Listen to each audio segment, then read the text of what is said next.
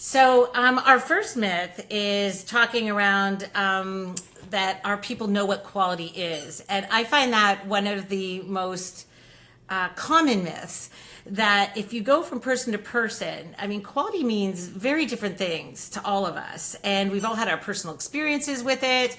And especially in the new home building industry, it can be so complex. So one of the grounding foundations is that I always find is starting off by defining quality first and foremost, which most think it's the built form. And they won't talk about the quality of their systems, procedures, shared behaviors, things like that, that all allow you to deliver that high performance, outstanding quality. Yeah, it's as though we sometimes in organizations, right, and the residential construction industry is no different. We go in thinking that, well, our people just know. It's kind of like that myth of common sense, right? So, it's just common sense. Well, quality is just quality. Everybody knows what quality is, and I think that fear of actually stepping in to define it, to draw those lines in the sand that says, this is what we mean when we say quality, this is what we're committing to, this is what we're adhering to, this is what we're holding people accountable to, requires leaders to a little bit step out of their own comfort zone, because maybe what they're really telling us is, well, I intuitively know what it is that we're going for, so should everybody else. But as most of you who are in organizations know, it doesn't work like that, and quality is no different in this industry. Well, just think about the people we're counting on to deliver quality. And, in a number of companies that I'm working with right now, is, while their culture might have been forged under a model of quality from the founder and a very, small private enterprise, as they've become a victim of their own success, they've been losing that magic.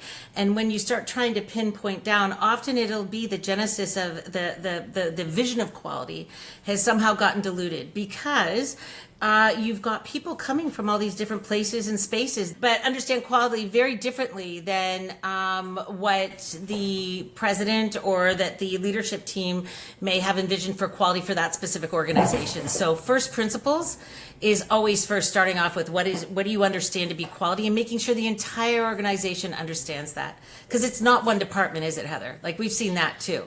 Yeah, and I think where we run into a lot of challenges in this industry is because there's so much interdependence when we think about project management and site supervision and customer care, warranty, like all of the different teams that are involved, even sales. It's like you've got everybody's bringing their own voice and their own lens to the quality conversation. And so if what they're committing to in the selling process is different than what they're measuring at the end from a customer care perspective, to say, yes, it's ready now for the customer, that we can bring the customer in for their first PDI, that there's that whole gap in there, and that creates a lot of internal conflict and strife. And I know in the organizations that I've worked within, it is one of the biggest source of frustration is this siloing around quality, and the conflict where it's like, no, it's my definition, no, it's my definition of quality, and part of that definition of quality too is pushed out on relative to budget and schedule. And I can't tell you the number of times, and Danielle, I'm sure you've heard it before too, that, well, it's good enough. It's good enough. And it's like, well,